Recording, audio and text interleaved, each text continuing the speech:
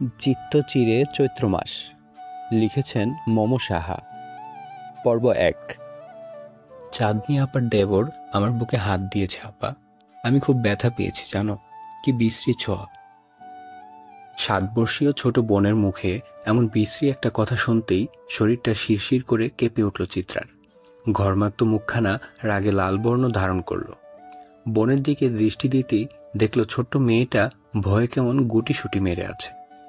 তাড়াতাড়ি বোনকে নিজের দোহাতের আঁচলে আগলে নিল সে। হতবম্ব কণ্ঠে বলল, দেখি তো আমার চেরি সোনা, জামাটা একটু সরাও আপা, একটু দেখি। সবচেয়ে নিকটতম ভরসার স্থান পেয়ে মেয়েটা নির্দ্বিধায় জামা সরালো। জামা সরাতেই আঁতকে উঠল চিত্রা। কেমন লাল হয়ে গেছে মেয়েটার সাদা ধবধবে চামড়াটা। কি ভীষণ বিশ্রী ভাবেই না ছুঁয়েছে এতটুকু বাচ্চাটাকে।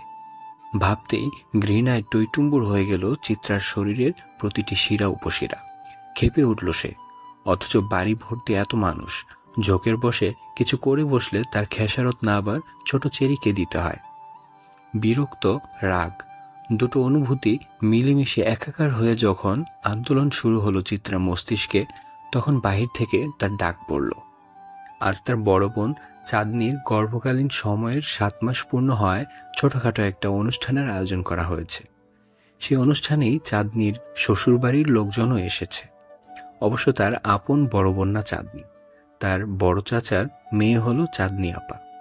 আর ছোট্ট চেরিও তার আপন বোন না, তার ছোট চাচার মেয়ে হলো চেরি। চেরির পূর্ণ নাম হলো তোফা, কিন্তু আদর করে সবাই বাচ্চাটাকে চেরি বলে। আর মেয়েটা চেরি ফলের মতনই সুন্দর, আদুরে ও গোলগাল। তাই তো এতটুকু বাচ্চাও আজ বাজে ছোঁয়ার শিকার হল। চিত্রার পরিবারটা বেশ বড় পরিবার বলা যায়।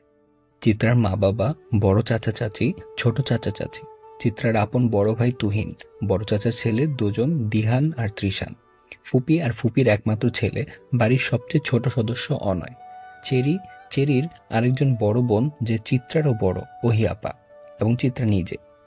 চাঁদনিও বড় চাচার মেয়ে, কিন্তু তার বিয়ে হয়েছে বিধায় তাকে এই পরিবারের দলে আর টানা হয় না, কারণ সে এখন অন্যের ঘরের।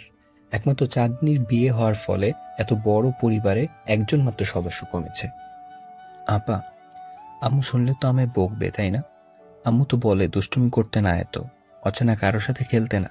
আমি কিভাবে জানবো ওই ভাইয়াটা আমাকে চকলেটের কথা বলে এমন ব্যথা দিবে? আমি আর দুষ্টুমি করব না আপা। চেরির এমন অসহায়ত্ব দেখে বুক ভার করে কান্না এলো চিত্রার। বয়সন্ধির বয়স তো, তাই আবেগের স্রোতে কান্নাটাই আসে প্রথমে। কিন্তু সে কাঁদবে না মেয়েটার সামনে, তাহলে মেয়েটা আরো বেশি ভয় পেয়ে যাবে। কণ্ঠনালীতে আটকে থাকা কান্নার স্রোতটা গিলে ফেলল চিত্রা। খুব কষ্টে মুখে হাসি হাসি ভাব ফুটিয়ে বলল, কেন খেলবে না তুমি? হ্যাঁ, অবশ্যই খেলবা।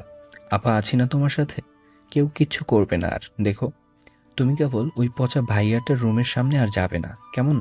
মনে থাকবে তো? অবুঝ চেরি ডানে বামে মাথা নাড়ালো। কি নিষ্পাপ ছোট মুখখানা, টানা টানা মায়া মায়া দুটি চোখ বাচ্চাটার।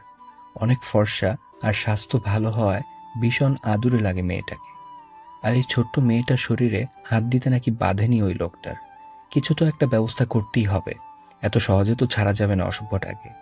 বোনের মুখখানা ধুইয়ে দিয়ে সুন্দর করে চুলগুলো বেঁধে দেয় চিত্রা। কান্না করতে করতে লাল হয়ে গেছে বাচ্চাটার মুখ, পারে না যেন বুকের সবটুকু স্নেহ ঢেলে দেয় মেয়েটার তরে।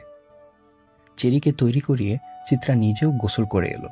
মাত্রই কলেজ থেকে এসেছিল সে, সামনে উচ্চ মাধ্যমিক পরীক্ষা তার, তাই এখন নির্বাচনী পরীক্ষা অনুষ্ঠিত হচ্ছে কলেজে। সে সুবাদে বাড়িতে অনুষ্ঠান থাকা সত্ত্বেও তাকে কলেজে যেতে হয়েছিল। সে অবশ্য তত উন্নত শ্রেণীর ছাত্রী না, কোনো মতে চলনসই রেজাল্ট হলেই সে সন্তুষ্ট।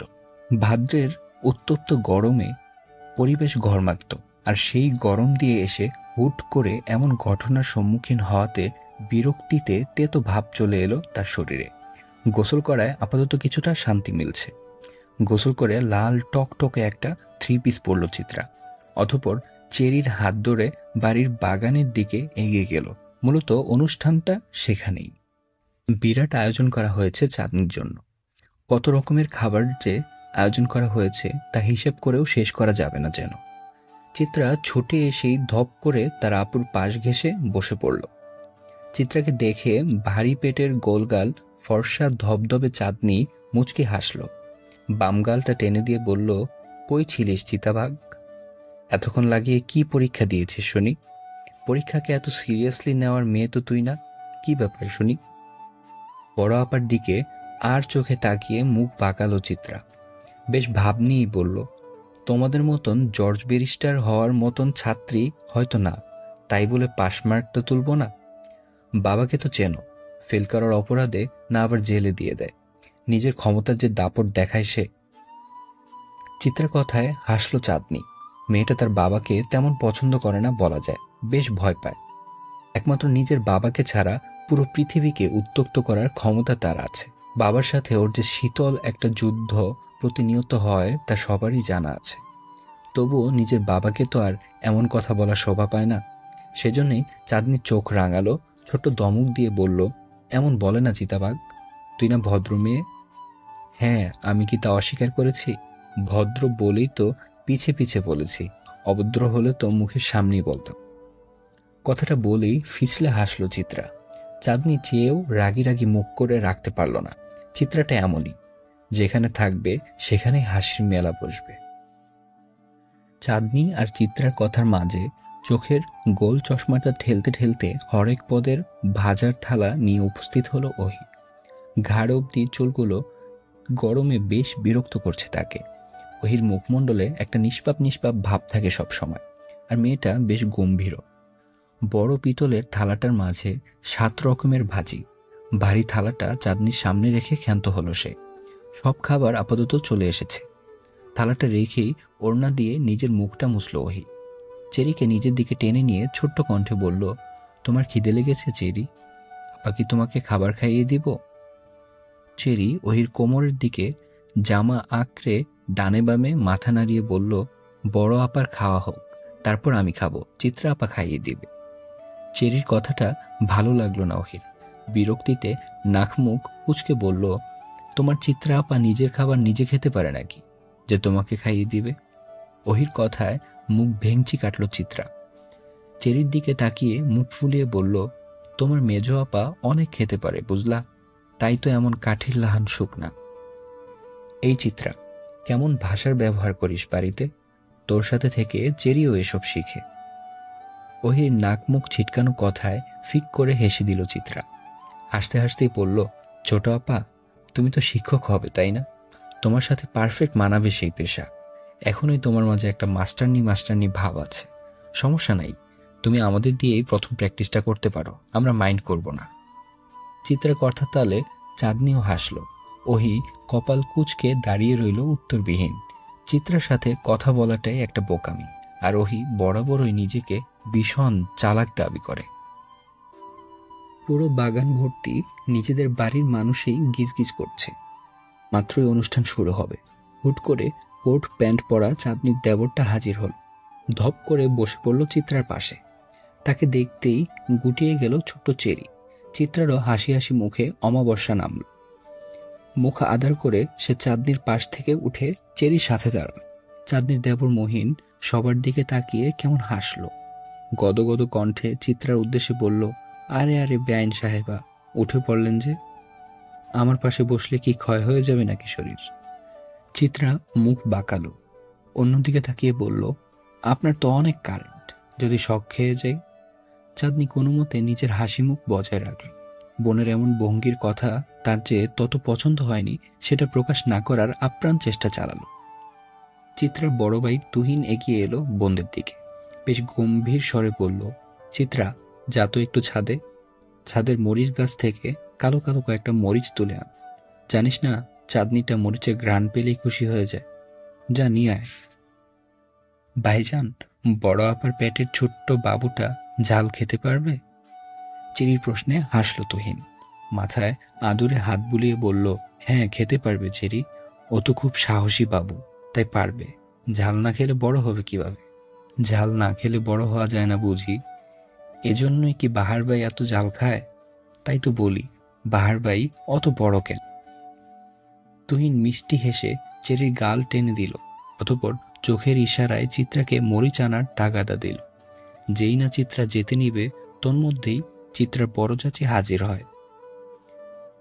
ব্যতিব্যস্ত কণ্ঠে বলে, আহা, দুপুর হয়ে এলো যে, অনুষ্ঠান শুরু করতে হবে। চিত্রা মা, যা তো বাহারকেও ডেকে আন। এক দৌড়ে যাবি, আবার এক দৌড়ে আসবি, যা। চিত্রা মাথা দুলিয়ে ছুট লাগালো ছাদের দিকে, তবে যাওয়ার আগে চেরিকে ছোট আপার সাথে থাকার নির্দেশ দিয়ে গেল।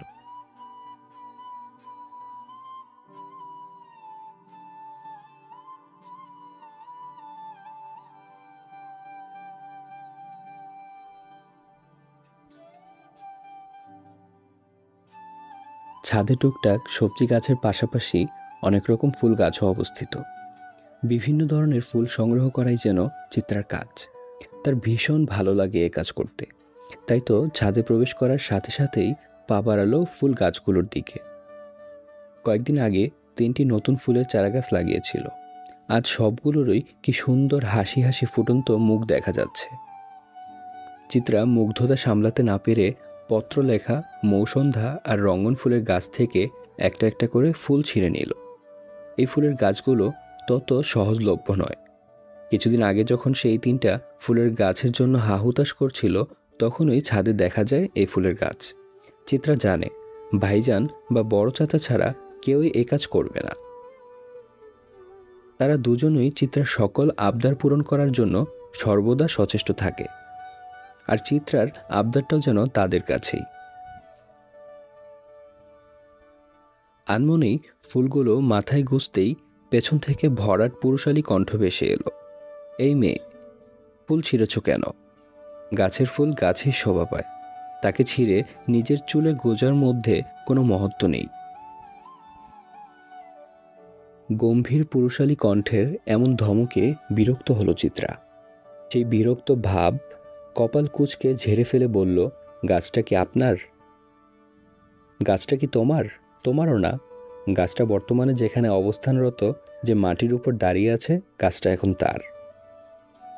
লোকটা যে বরাবরই যুক্তিতে পারদর্শী, চিত্রা তা জানে। তাই এই গম্ভীর মানবকে বিব্রত বোধ করাতে কুটিল হেসে বলল, তাহলে আপনিও তো আমার বাড়িতে অবস্থান করছেন, তাহলে আপনি কি আমার? ছেলেটা হাসল। চিত্রার মাথায় যে অসৎ বুদ্ধির ছড়াছড়ি সেটা তার ভালোই জানা আছে। তাই 2 আঙ্গুলের মাঝে সিগারেটটার শেষ টান দিয়ে ধোঁয়াগুলো আকাশপানে উড়িয়ে কেমন সতর্ক কণ্ঠে বলল, আমায় জ্বালাতে এসো না মেয়ে, নিজেই জ্বলে যাবে। চিত্রা মুখ ভেঙচি কাটল, গোমরা মুখে বলল, নিচে আপার অনুষ্ঠান শুরুর পর্যায়ে, আপনাকে ডাকছে বড় চাচি। আমি গিয়ে কি করব? তোমার আপা কিভাবে এত খাবার খায় সেটা দেখব। চিত্রার পারদে পারদে বিরক্তের ভাব বাড়ল। মরিচ গাছের দিকে যেতে যেতে বলল, একদম আপনার গাছাড়া ভাব আমায় দেখাবেন না। যেতে মন চাইলে যাবেন, না হয় যাবেন না। অনুষ্ঠান তো আর আমার না যে আপনার হাতে পায়ে ধরে নিয়ে যাব। আর তাছাড়া আপনি তো সবসময় বাসায় থাকেন না, আজ আছেন বলে ডাকছে। আমি গেলে তো তোমার হিটলার বাপ নাক মুখ কুচকাবে। যাই, একটু ওনার শিরায় উপশিরায় বিরক্ত ছড়িয়ে আসি। চিত্রা আর কোনো উত্তর দিল না। মরিচ গাছের দিকে এগিয়ে গেল সে। লোকটার বাউন্ডুলে ছন্নছাড়া ভাবটা ঠিক পছন্দ না তার। বাবা মেয়ের এদিকে ভীষণ মিল, দুজনেই এ ছেলেকে দেখতে পারে না। পাহাড়ের ধপাধপ চলে যাওয়ার শব্দ শোনা গেল। যেতে যেতে বলল, শোনো মেয়ে, আমি ছুঁয়ে দিলে পরে অকারণেই যাবে ঝরে, গলে যেন সে বরফ গলে না। চিত্রা তাকিয়ে রইল লোকটার দিকে।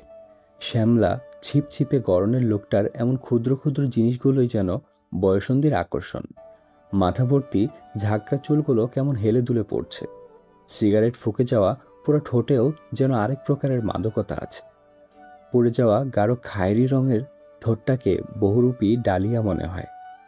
চিত্রার ভাবনার মাঝেই নিচ থেকে হইচই ভেসে এলো। চিত্রা দৌড়ে ছাদের কার্নিশে ঘেঁষে নিচে তাকাতেই দেখল মহিন গাল ধরে দাঁড়িয়ে আছে, আর তার সামনে বেশ গাছাড়া ভাব নিয়ে 2 হাত পকেটে গুজে দাঁড়িয়ে আছে বাহার। উফ, সত্যিই লোকটা জ্বালিয়ে দিবে একদিন।